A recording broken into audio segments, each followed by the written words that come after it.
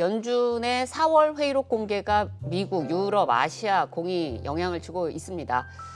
국채 매입을 줄여서 시장에 풀린 유동성을 점차 줄여나가는 거를 이제 테이퍼링이라고 하죠. 이 테이퍼링이 이제 공식적으로 가시화되었기 때문인데요. 한 달간에 걸쳐서 이어지고 있는 외국인 매도 흐름도 이 맥락에 있다고 봐야 할 것 같습니다. 결국은 있을 일이기에 비를 조금 일찍 맞느냐 늦게 맞느냐의 문제로 생각해 볼 수 있지 않을까 좀 여겨보고요. 시장에 이미 이제 녹여지고 있는 만큼 실적이 함께 가는 현 장세를 위기보다는 좀 기회로 접근하는 게 좋아 보입니다.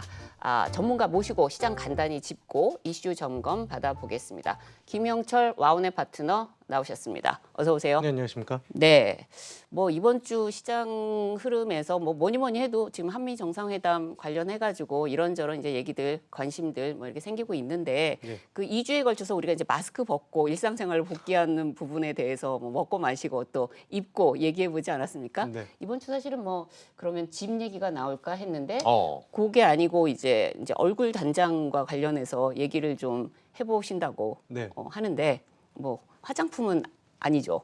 네, 화장품은 이제 뭐 많은 워낙 많이 나와서. 네, 워낙 다른 패널분들이 너무 잘 설명을 해주셔가지고 화장품은 말고, 그러니까 안 좋다라는 게 아니라 이제 네. 뭐 이미 시장에서 많이 알려져 있는 종목들이 네. 좀 있기 때문에 시장에서 조금 아직까지는 네. 관심이 많이 없지만 좀 네. 관심을 받아볼 만한 종목. 그래요. 그러면 네. 그 이제 얼굴 관련해서 이제 들어가기 전에 그러면 시장 지금 뭐 간단하게 좀 뭐 짚어주시죠. 일단 시장은 좀 모멘텀이 부재한 것 같습니다. 그러니까 상승 쪽으로 방향을 잡기에도 조금 애매하고 그렇더라고 밑으로 밀기에는 1분기 실적들이 시장에서 이제 기업들이 좀 잘 나왔기 때문에 수급으로 밀지 않는 이상, 그러니까 막 수급이 매도가 나와서 밀어내지 않는 이상은 또 하방도 그렇게 많이 열려 있지는 않은 그런 시장이다 보니까 전형적으로 이제 좀 박스권으로 이제 좀 갇혀 있는 그러한 이제 시장이라고 보고 있고요. 일단 뭐 외국인들은 지속적으로 좀 매도를 하고 있고 그 수급을 일단은 뭐 개인들이 받아주고 있는 이러한 시장이 지금 한 2, 3주 지속적으로 좀 된 그런 부분들인 네. 것 같아요. 그래서 시장 자체는 상당히 조금 까다롭고 어렵다. 그러니까 이게 이제 수익을 작년, 재작년 또는 올 초를 생각하면서 특히나 이제 작년 코로나 이후의 시장 상승 그리고 올 초에 이제 대형주 작년 연말에서 올 초의 대형주 상승세를 기억하면서 지금 시장을 바라보면 상당히 이제 좀 까다로운 그러한 이제 시장이라고 보시면 좋을 것 같고요. 이러한 흐름들은 당분간 방향성을 잡기까지 그리고 1분기 실적 이후에 2분기 때까지도 기업들이 실질적으로 돌아 나온다라는 그러한 이제 확신을 갖기 전까지는 어느 정도는 시장이 좀 박스권에 갇혀 있지 않을까. 그래서 지금은 기대 수익을 막 높여가지고 시장을 막 붙어서 싸워야 되는 그런 시장보다는 조금은 기대 수익을 낮추고, 그러니까 작년 그리고 올 초의 기억을 조금 머릿속에서 지운 다음에 목표 수익률을 좀 짧게 잡고 대응을 해야 되는 시장이지 않을까라고 보고 있습니다. 혹시 시장 턴할 때에 우리가 좀 모멘텀으로 볼 수 있는 그런 지표들이 좀 있을까요? 뭐 지금 같은 경우에는 외국인 수급이 너무나 꼬여 있는 상황이잖아요. 뭐 이런 것들이 좀 턴할 때 우리가 시장에 좀 관심을 또 가져야 된다. 뭐 이런 식의 혹시 뭐 지표들 좀 있을까요? 결국에는 말씀해 주신 것처럼 외국인 수비인 것 같습니다. 그러니까 네. 이게 외국인들의 매도세가 지속적으로 좀 나오고 있고 외국인들 입장에서는 사실 매도가 나올 수밖에 없지 않을까라고 보고 있는데, 왜냐면은 미국 선진 시장 미국과 그다음에 이머징 마켓을 봤을 때 이머징 마켓은 아직도 코로나 쪽에 대한 백신 보급률이 낮기 때문에 코로나 이슈가 계속적으로 좀 나오고 있고 그에 따라서 이제 향후 전망을 하기가 상당히 좀 어려운데, 미국은 뭐 워낙 보급률도 높아지고 있는 그런 상황이고 실질적으로 가장 빠르게 이 경기가 회복이 되고 있기 때문에 당연히 이쪽 경기가 회복되는 쪽에 작은 포션을 늘리는 게 네. 글로벌 IB나 아니면 투자자들 입장에서는 너무나 당연한 그 포지션을 맞춰가는 그런 부분들이어서 결국에는 외국인들 수급이 들어오려면 이게 뭐 기업 실적 뭐 이러한 부분들도 있겠지만 결국에는 백신에 대한 접종률이 높아지면서 향후 경기에 대한 자신감 그리고 수치적으로 어느 정도 이제 예상을 할 수 있는 그 정도가 돼야 외국인들 수급이 좀 풀릴 수 있지 않을까. 그래서 외국인들 수급을 보거나 아니면 실질적으로 백신 보급률, 그러니까 백신 접종률을 보는 게 저는 뭐 시장을 턴하거나 바라볼 때 뭐 가장 조금 정확한 지표가 되지 네. 않을까라고 보고 있습니다. 그러면 이제 이번에 이제 백신 확보가 이제 원활히 되는 이제 이런 양상이 이제 나올 거 아닙니까? 그래서 이제 마스크 벗은 이후에 이제 일상생활에 대한 뭐 이제 기대감 이게 네네. 이제 어느 때보다 이제 높아진 것 같은데 자, 오늘 그러면은 얘기해 보는 그 얼굴과 관련한 뭐 얼굴이라 그러면 여러 가지 있잖아요. 뭐 네네. 오늘 화장품은 아니라 그러셨고 그러면 뭐 피부하고 뭐 치아 또 뭐 네. 있죠? 뭐 이런 건가요? 네, 그런 쪽을 좀 한번 네. 살펴보는 것도 좋지 않을까라고 이제 좀 생각을 하는데 사실 2주 전에 이제 의류 관련된 네. 종목을 말씀을 드렸잖아요. 근데 뭐 우스갯소리로 패션의 완성은 얼굴이라고 결국엔 이제 얼굴이 이제 잘 가꿔야 되는 그러한 이제 시대이고 안티에이징이라는 단어가 한 예전에 몇 년 전에 이제 나오면서 관련된 종목들이 시장에서 부각을 받았었던 적이 있는데 일단은 뭐 두피랑 그다음에 이제 그 피부 그다음에 치아 한 3개 정도 좀 보면 좋지 않을까 이렇게 좀 보고 있는데요. 예전에 이제 우스갯소리로 그런 얘기가 있었습니다. 그러니까 제약회사 중에서 발모제, 그러니까 그 두피가 이제 잘 나오는 거를 이제 개발하거나 아우. 아니면은 이제 그 남성 관련된 이러한 이제 성기능을 확대할 수 있는 그러한 부분들이 있으면 정말로 그 기업은 떼돈을 번다라는 얘기가 그렇죠. 그렇죠. 있었는데 평생 가는 거고. 네, 하나는 완성이 됐는데 일단 하나는 그 두피 관련해 가지고는 아직까지도 그 치료제나 완벽한 그런 부분들이 없잖아요.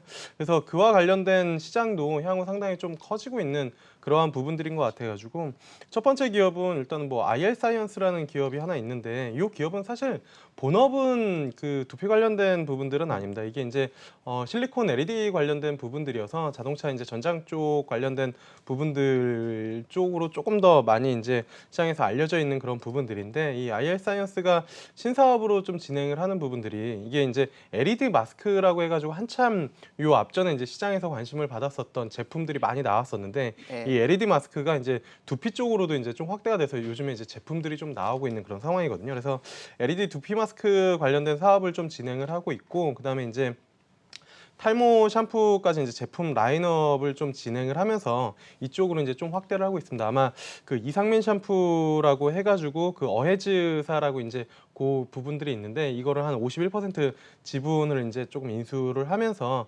이러한 이제 그 케어 쪽으로 사업을 조금 확대하는 그러한 부분들이 있다라고 보시면 좋을 것 같고요. 시가총액은 별로 크지 않기 때문에 사실 뭐 수급적인 부분들은 많이 뭐 나오진 않는데 이 앞전에 한번 움직임이 좀 나왔고 회사 IR 이후에 증권사 분석 보고서 좀 나오면서 커버리지는 그래도 조금씩 들어오긴 하는 것 같습니다. 근데 워낙 뭐 시가총액이 1,000억이 되지 않기 때문에 그냥 뭐 관심 정도를 가져보시면 좋지 않을까 이렇게 좀 보고 있고 두 번째로 이제 그 두피 관련돼서 이제 볼 기업은 TS 트릴리온입니다. 이 기업도 시가총액은 1,000억밖에 되지 않는 그런 부분들인데 이게 스펙에서 이제 넘어온 그런 부분들이거든요. 근데 네.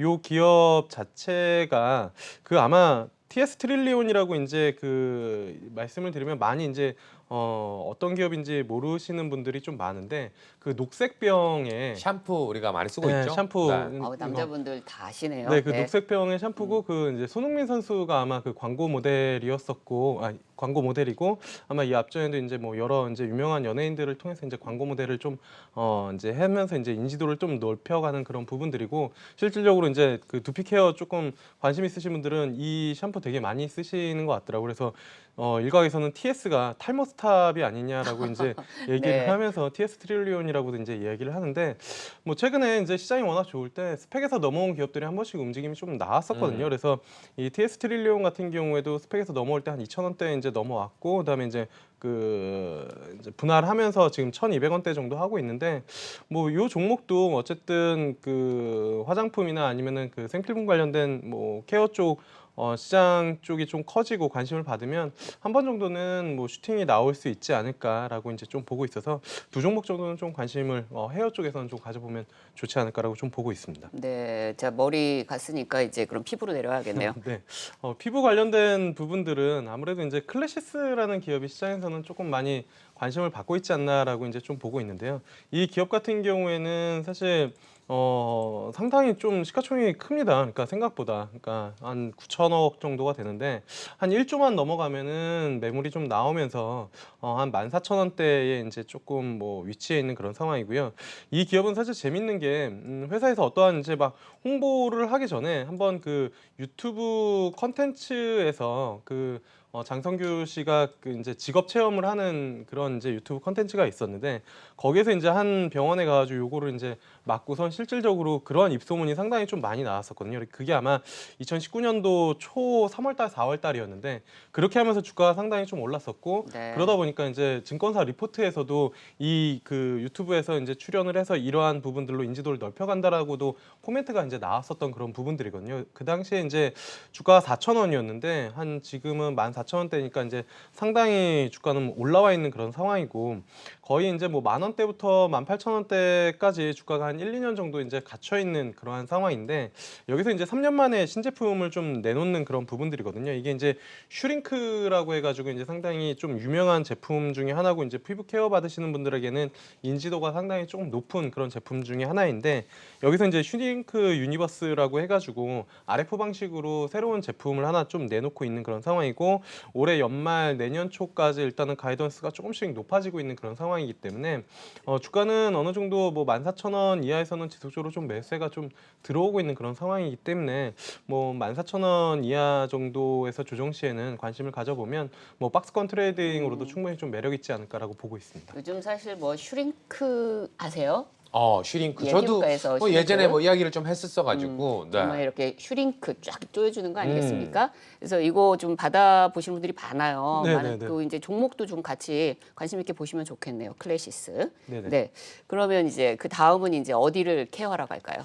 치아 쪽인데요. 네. 제가 오늘 뭐 피부과에서 나온 건 아닌데 전반적으로 이쪽 관심을 좀 말씀을 드리는 건데 그 중에서 이제 치아는 사실 임플란트 쪽이랑 그다음에 교정 쪽이 이제 워낙 이제 시장에서 관심을 많이 받고 있고 그와 관련된 기업들이 이제 주식시장에 좀 상장이 되어 있는데 그 중에서 이제 좀 관심을 가져볼 만한 거는 뭐 스테 임플란트, 덴티스, 뭐 디오 이러한 기업들이 있는데 그 중에서는 덴티스를 좀 관심을 가져보면 좋지 않을까라고 이제 좀 보고 있거든요.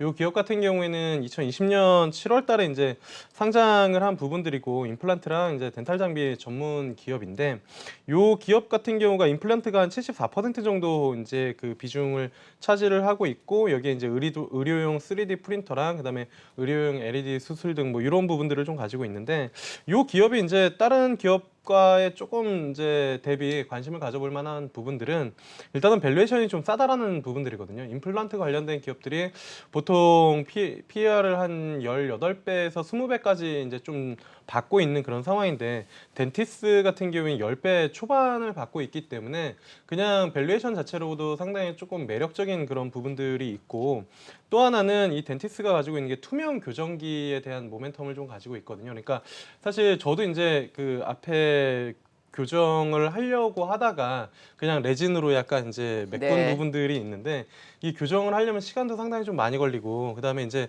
그 보철기를 끼잖아요. 그게 이제 미관상 상당히 조금 뭐 부담스러운 부분들이 있는데 이 덴티스 같은 경우에는 그 보철기를 투명으로 하는 부분들이기 때문에 상당히 거부감이 이제 좀 적고 그다음에 실질적으로 이제 봤을 때도 그러한 이제 그 미관상의 부담스러움이 조금 덜하기 때문에 이 부분들로 사측에서도 약간 이제 드라이브를 걸려고 하는 부분들이고 증권사 분석 보고서도 목표가가 한 18,000원 정도 커버리지 이제 나오고 있는 그런 상황이고 올해 이제 가이던스 보면 턴어라운드에 대한 부분들이 좀 있기 때문에 밸류에이션도 싸고 턴어라운드에 대한 부분들 그다음에 이제 그 교정기 쪽 투명 교정기 쪽에 대한 모멘텀을 좀 가지고 있기 때문에 이 기업 정도는 한번 관심을 가져보는 건 괜찮지 않을까라고 보고 있습니다. 그러니까 지금 방금 얘기해 주신 대로 우리가 교정하면은 좀 불편하고 좀 보기에도 좀 그랬었는데 지금까지는 국내에서 보면 미국계 기업이 지금 시장 점유율을 네. 거의 다 차지하고 있더라고요. 근데 지금 여기 대표님도 일단 우리가 좀 여기 점유율을 좀 뺏어와서 1등을 한번 해보겠다 이런 야심찬 기획도 좀 있더라고요.